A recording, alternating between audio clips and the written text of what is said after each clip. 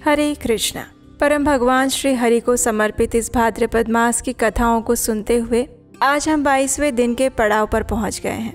बस कुछ ही समय में हमारा भाद्रपद मास समाप्त होने जा रहा है। ऐसे में चलिए हमारी आज की इस कथा श्रृंखला को आगे बढ़ाते हुए सुनते हैं आज की भाद्रपद मास कथा को। आइए आज की कथा आरंभ करते हैं। ऋषि पुलस्त्य ने कहा, हे भीष्मदेव, अब मैं आपके लिए सप्तर्षियों के आश्रम का वर्णन करता हूँ। अत्रि, वशिष्ठ, मैं यानी पुलस्त्य, पुलह, क्रतु, अंगीरा, गौतम, सुमति, सुमुख, विश्वामित्र, स्थूलशिरा, संवर्त, प्रतर्दन, रैभ्य, बृहस्पति, च्यवन, कश्यप, भृगु, दुर्वासा, जमदग्नि, मार्कंडेय, गालव, उष्णा, भरद्वाज, यवकृत, स्थूलाक्ष, मकराक्ष, कण्व, मेधातिथि, नारद, पर्वत, स्वगंधी, तृणाम्बु, शबल, धौम्य, शतानंद, अकृतव्रण, जमदग्नि कुमार, परशुराम, अष्टक और कृष्ण द्वैपायन, ये सभी ऋषि महर्षि अपने पुत्रों और शिष्यों के साथ पुष्कर में आकर सप्तर्षियों के आश्रम में रह चुके हैं और सभी ने इंद्रिय संयम और शौच, संतोष आदि नियमों के पालन पूर्वक संपूर्ण चेष्टा के साथ तपस्या भी की है। इसके फलस्वरूप उनमें इंद्रिय जय, धैर्य, सत्य, क्षमा, सरलता, दया और दान आदि सद्गुणों की प्रतिष्ठा हुई है। ये बहुत पूर्व काल की बात है। समाधि के द्वारा सनातन ब्रह्म लोक पर विजय प्राप्त करने की इच्छा रखने वाले सप्तर्षिगण तीर्थ स्थानों का दर्शन करते हुए एक समय पृथ्वी पर विचरण कर रहे थे और उसी बीच में एक बार बड़ा भारी अकाल पड़ गया। उसके कारण से भूख से पीड़ित होकर संपूर्ण जगत के लोग बड़े कष्ट में पड़ गए। उसी समय उन ऋषियों को भी कष्ट उठाते देखकर तत्कालीन राजा ने, जो प्रजा की देखभाल के लिए भ्रमण कर रहे थे, उन्होंने दुखी होकर कहा, हे मुनिवरों, ब्राह्मणों के लिए प्रतिग्रह उत्तम वृत्ति है, अतः आप लोग मुझसे दान ग्रहण कीजिए। अच्छे अच्छे गांव, धान और जौ आदि अन्न, धृत, दुग्ध आदि रस, तरह तरह के रत्न, सुवर्ण और दूध देने वाली गायें आप मुझसे ले लीजिए। तब ऋषियों ने कहा, हे राजन, प्रतिग्रह बड़ी भयंकर वृत्ति है। वो स्वाद में मधु के समान मधुर, लेकिन परिणाम में विष के समान घातक है। इस बात को स्वयं जानते हुए भी तुम क्यों हमें लोभ में डालना चाहते हो? 10 कसाईयों के समान एक चक्री यानी कि कुम्हार या तैली, 10 चक्रियों के समान एक शराब बेचने वाला, 10 शराब बेचने वालों के समान एक वेश्या और 10 वेश्याओं के समान एक राजा होता है, जो प्रतिदिन 10,000 हत्या गृहों का संचालन करता है। वो शौंडिक है। राजा भी उसी के समान माना गया है। इसलिए राजा का प्रतिग्रह तो अत्यंत भयंकर है। जो ब्राह्मण लोभ से मोहित होकर राजा का प्रतिग्रह स्वीकार करता है, वो तामिस्र आदि घोर नरकों में पकाया जाता है। इसलिए हे महाराज, तुम अपने दान के साथ ही यहाँ से पधारो, तुम्हारा कल्याण हो। ये दान दूसरों को जाकर देना। इतना कहकर वे सप्तर्षि वन में चले गए। उसके बाद राजा की आज्ञा से उसके मंत्रियों ने गूलर के फलों में सोना भरकर उन्हें पृथ्वी पर बिखेर दिया। सप्तर्षि अन्न के दाने बीनते हुए वहां पहुंचे तो उन फलों को भी उन्होंने हाथ में उठाया। उन्हें भारी जानकर अत्रि ऋषि ने कहा, ये फल ग्रहण करने योग्य नहीं है। हमारी ज्ञान शक्ति पर मोह का पर्दा नहीं पड़ा है। हम मंद बुद्धि नहीं हो गए हैं। हम समझदार हैं, ज्ञानी हैं और इस बात को भली भांति समझते हैं कि वे गुलर के फल सुवर्ण से भरे हैं। धन इसी लोक में आनंददायक होता है, मृत्यु के बाद तो वो बड़े ही कटु परिणाम उत्पन्न करता है। इसलिए जो सुख और अनंत पद की इच्छा रखता हो, उसे इसे कदापि नहीं लेना चाहिए। ये सुनकर वशिष्ठ ऋषि ने कहा, इस लोक में धन संचय की अपेक्षा तपस्या का संचय श्रेष्ठ है। जो सब प्रकार के लौकिक संग्रहों का परित्याग कर देता है, उसके सारे उपद्रव शांत हो जाते हैं। संग्रह करने वाला कोई भी मनुष्य ऐसा नहीं है जो सुखी रह सके। ब्राह्मण जैसे जैसे प्रतिग्रह का त्याग करता है, वैसे वैसे संतोष के कारण उसके ब्रह्म तेज की वृद्धि होती है। एक ओर अकिंचनता और दूसरी ओर राज्य को तराजू पर रखकर तोला गया तो राज्य की अपेक्षा अकिंचनता का ही पलड़ा भारी रहा। ये सुनकर कश्यप ऋषि ने कहा, धन संपत्ति मोह में डालने वाली होती है। मोह नरक में गिराता है। इसलिए कल्याण चाहने वाले पुरुष को अनर्थ के साधन अर्थ का दूर से ही परित्याग कर देना चाहिए। जिसको धर्म के लिए धन संग्रह की इच्छा होती है, उसके लिए उस इच्छा का त्याग ही श्रेष्ठ है, क्योंकि कीचड़ को लगाकर धोने की अपेक्षा उसका स्पर्श ना करना ही उत्तम माना गया है। दूसरे के लिए जो धन का परित्याग है, वही अक्षय धर्म है और वही मोक्ष की प्राप्ति कराने वाला है। तत्पश्चात भरद्वाज ऋषि बोले, जब मनुष्य का शरीर जीर्ण होता है तब उसके दांत और बाल भी पक जाते हैं। लेकिन धन और जीवन की आशा बूढ़े होने पर भी जीर्ण नहीं होती, वो सदा नई ही बनी रहती है।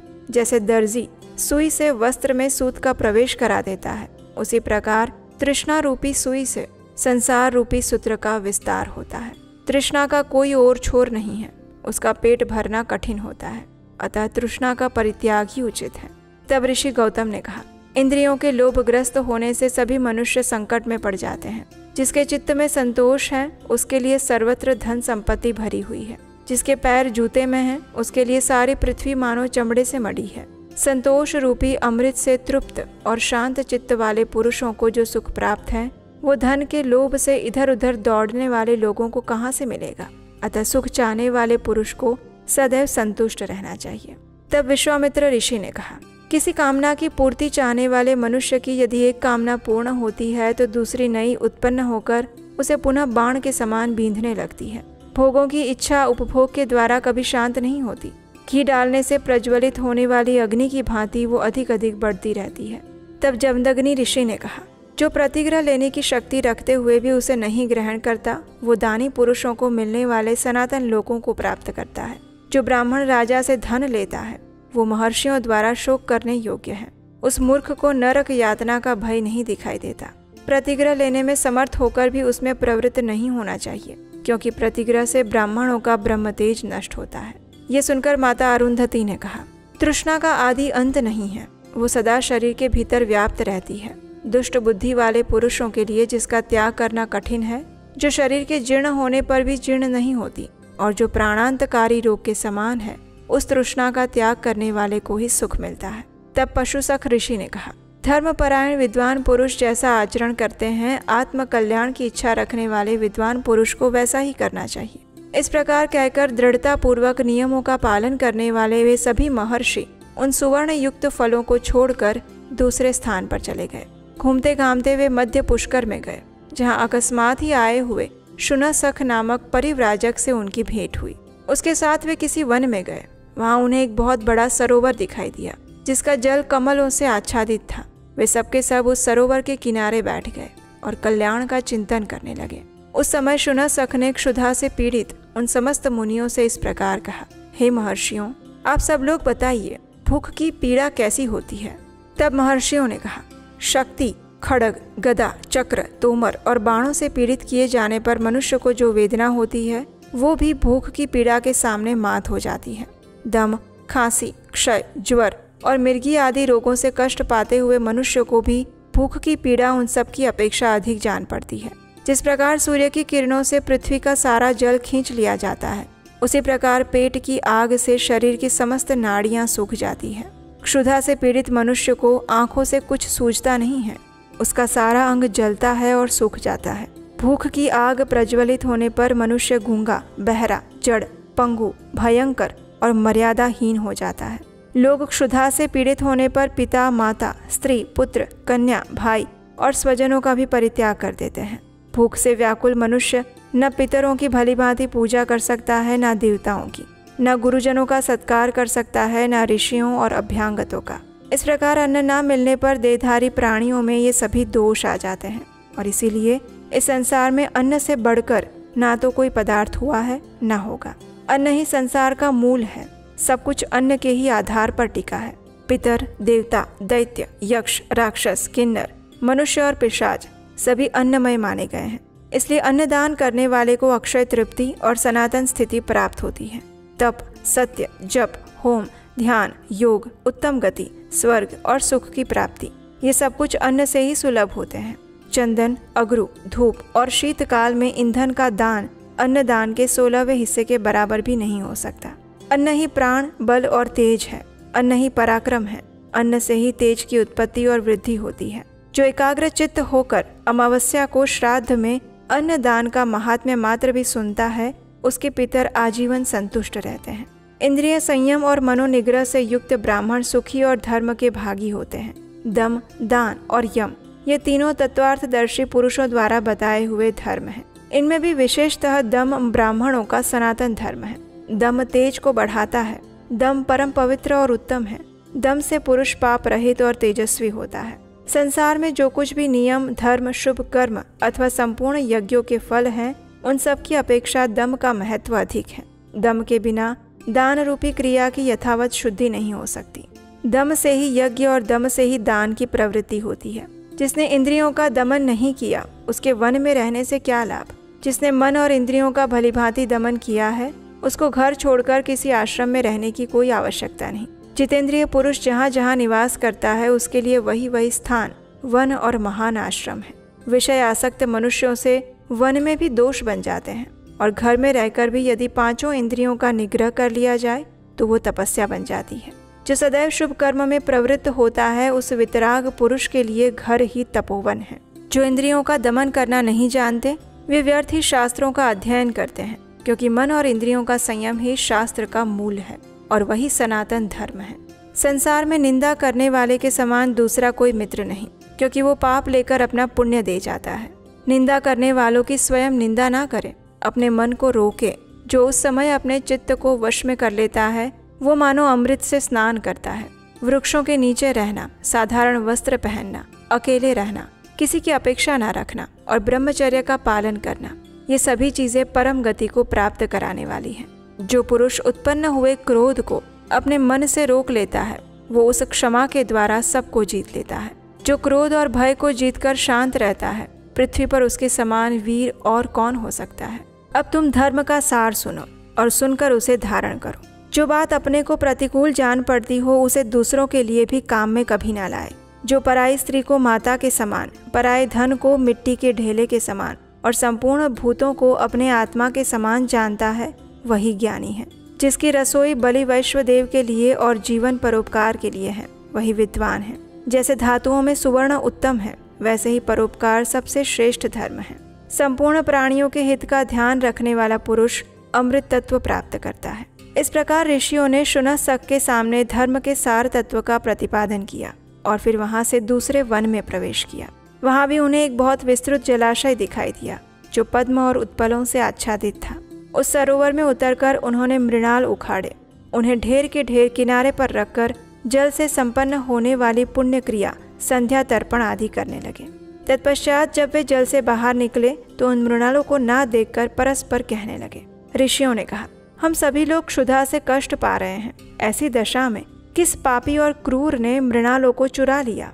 जब इस प्रकार कुछ पता ना चला तब सबसे पहले कश्यप ऋषि ने कहा, जिसने मृणाल की चोरी की हो उसे सर्वत्र सब कुछ चुराने का, थाती रखी हुई वस्तु पर जी ललचाने का और झूठी गवाही देने का पाप लग जाए। वो दंभ पूर्वक धर्म का आचरण और राजा का सेवन करने, मद्य और मांस का सेवन करने, सदा झूठ बोलने, सूद से जीविका चलाने और रुपया लेकर लड़की बेचने का पाप का भागीदार बने। उसके बाद ऋषि वशिष्ठ ने कहा, जिसने उन मृणालों को चुराया हो उसे ऋतुकाल के बिना ही मैथुन करने, दिन में सोने, एक दूसरे के यहाँ जाकर अतिथि बनने, जिस गांव में एक ही कुआं हो वहाँ निवास करने, ब्राह्मण होकर शूद्र जाति की स्त्री से संबंध रखने का पाप लगे। और ऐसे लोगों को जिन लोकों में जाना पड़ता है वहीं वो भी जाए।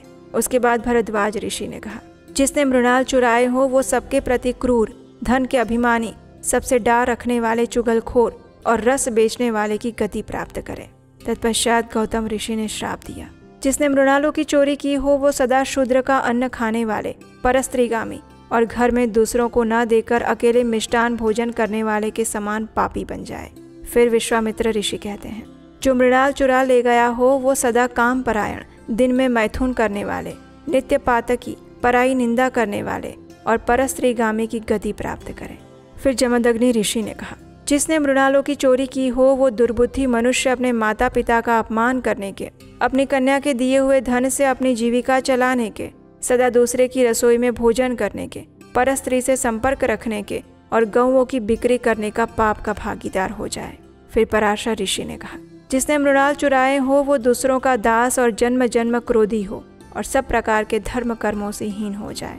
फिर शुनशक ने कहा, जिसने मृणालों की चोरी की हो वो न्यायपूर्वक वेद अध्ययन करे, अतिथियों में प्रीति रखने वाला गृहस्थ हो, सदा सत्य बोले, विधिवत अग्निहोत्र करे, प्रतिदिन यज्ञ करे और अंत में ब्रह्मलोक को जाए। शुनशक के ऐसे वचन सुनकर सभी ऋषियों ने कहा, हे शुनशक, तुमने जो शपथ की है वो तो द्विजाति मात्र को अभिष्ट ही है, अतः तुम ही ने हम सब के मृणालों की चोरी की है। तब शुनशक ने कहा, हे ब्राह्मणों, मैंने ही आप लोगों के मुंह से धर्म सुनने की इच्छा से ये मृणाल छिपा दिए थे। मुझे आप इंद्र समझिए। आपने लोभ के परित्याग से अक्षय लोकों पर विजय पाई है, इसलिए इस विमान पर बैठिए। अब हम सभी लोग स्वर्ग लोक में चलेंगे।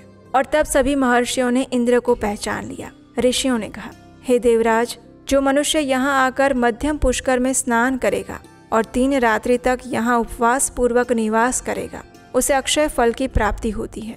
वनवासी महर्षियों के लिए जो 12 वर्षों की यज्ञ दीक्षा बताई गई है, उसका पूरा फल उस मनुष्य को भी मिल जाता है।